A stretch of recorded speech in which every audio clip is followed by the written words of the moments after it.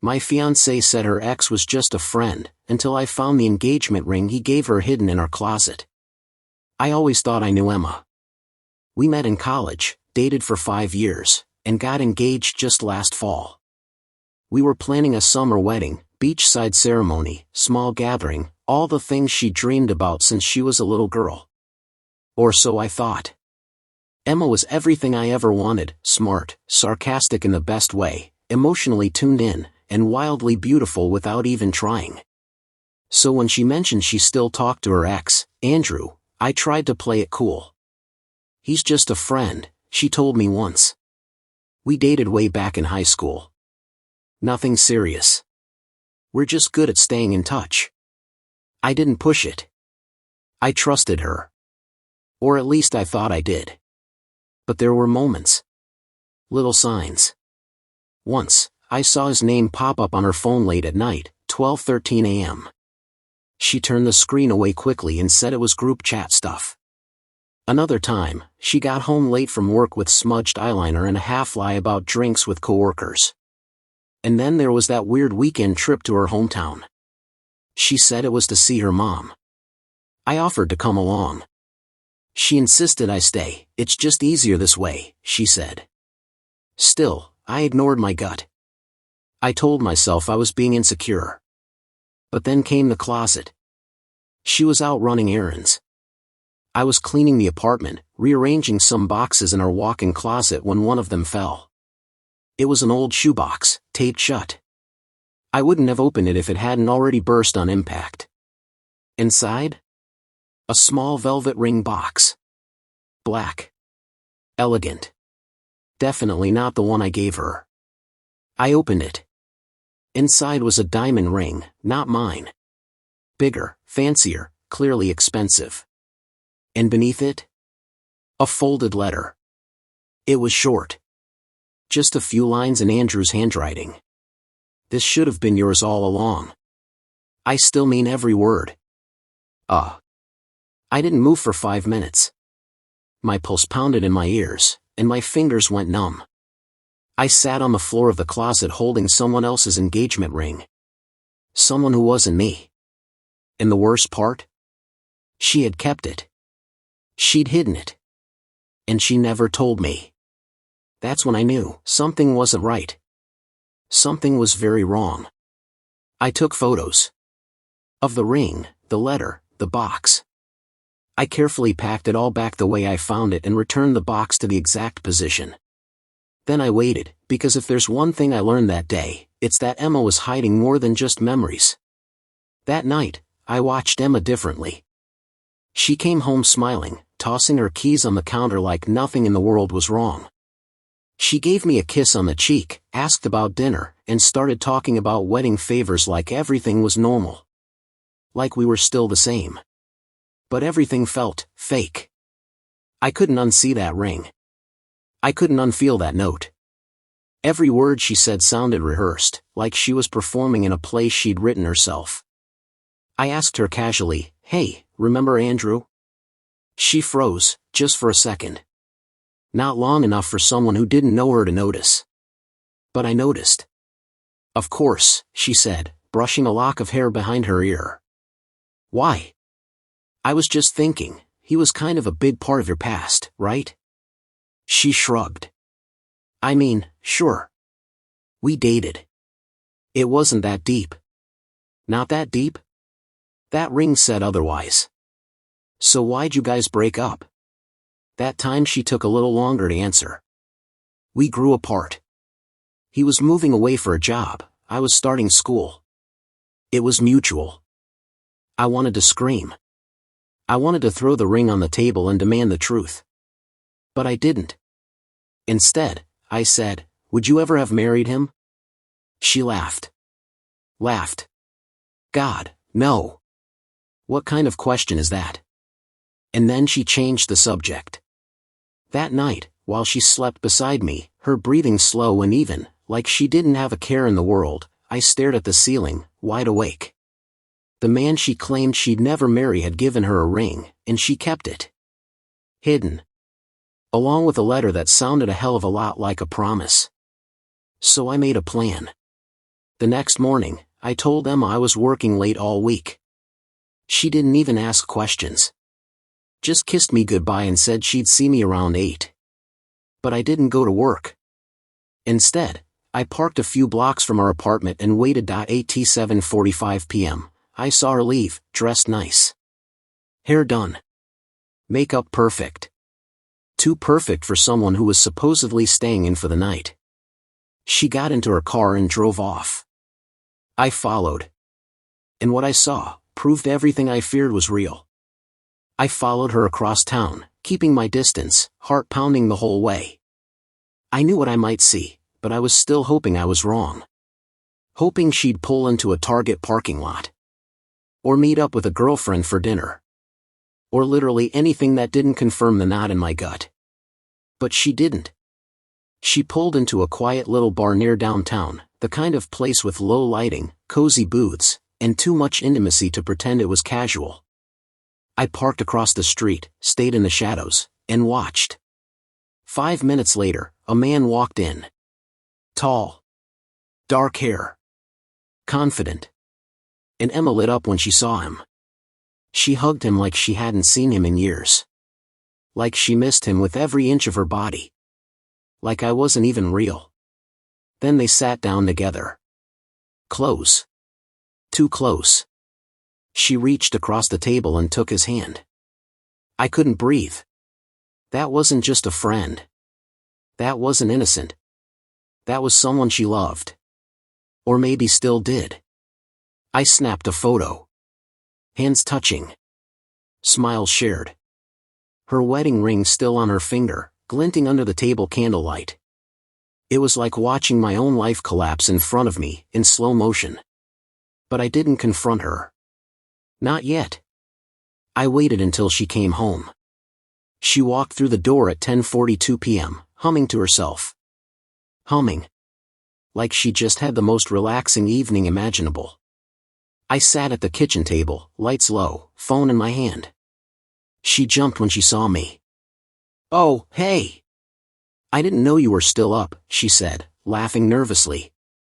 "Work ran late." I grabbed a drink with Rachel. "Rachel?" I asked, voice flat. She nodded quickly. "Yeah. You know Rachel. From the gym." I stared at her for a long second. Then I turned my phone around and showed her the photo. Her face drained of color so fast I thought she might faint. She opened her mouth, closed it. Tried again. I can explain." I stood up. "No. You can start by telling the truth." She didn't. She just cried. Like she was the one who got hurt. I didn't yell. I didn't scream. I walked past her, grabbed a blanket and a pillow, and slept on the couch. Not because I was mad. But because I couldn't stand the thought of lying beside her another night. The next morning, the apartment felt cold. Not because of the weather, but because of everything that had shattered the night before. Emma didn't come out of the bedroom for over an hour. When she finally did, her eyes were red, and she looked like she hadn't slept either. "Can we talk?" she whispered. I didn't answer right away. Just stared into my coffee like it might hold an explanation she couldn't give me. Finally, I said, "Talk." She sat across from me at the table. It wasn't what it looked like. I almost laughed. "You're going to go with that?" She blinked. "We just talked. That's all." We hadn't seen each other in a long time. It was emotional, sure, but it wasn't emotional. I cut her off. "You held his hand, Emma. You looked at him like I don't even exist." She looked away. "It was a mistake." "You're right," I said, my voice sharper than I intended.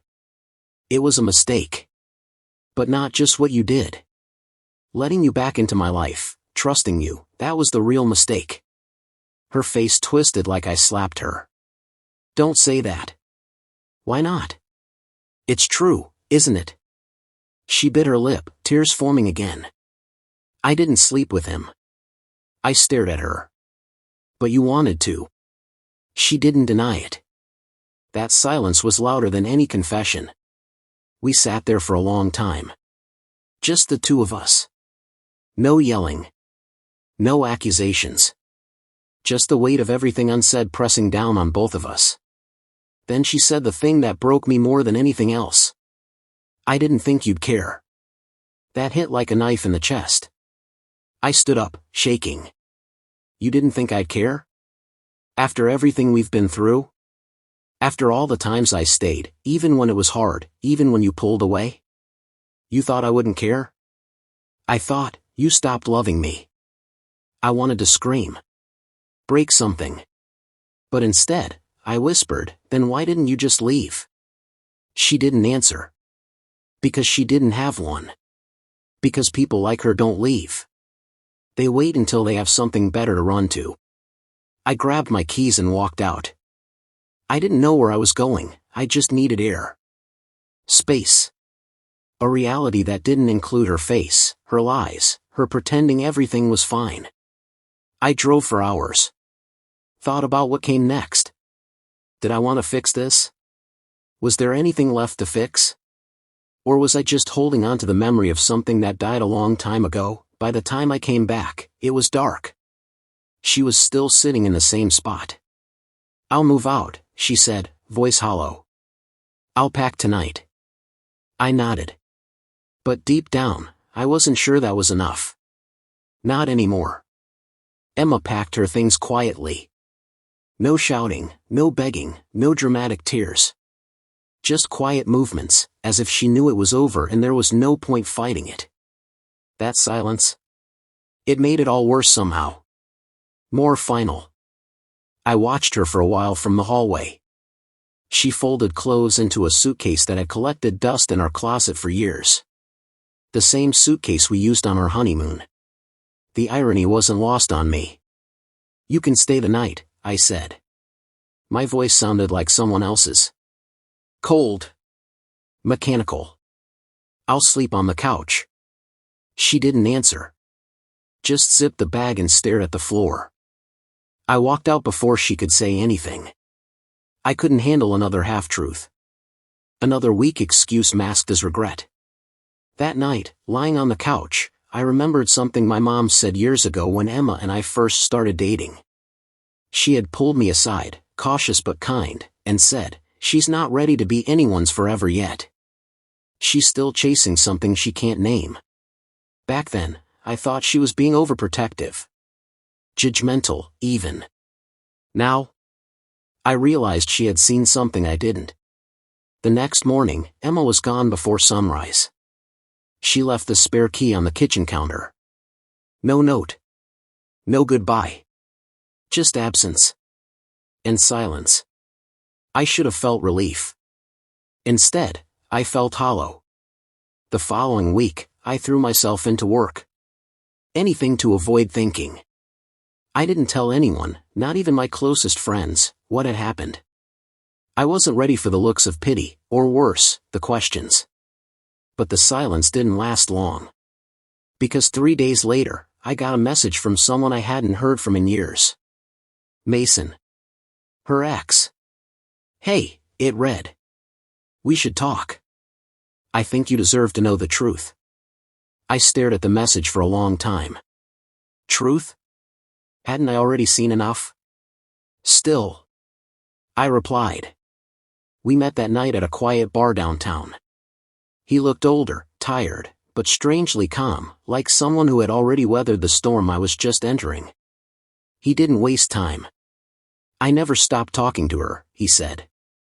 I felt my jaw tighten. What? She'd message me sometimes. Usually after fights with you.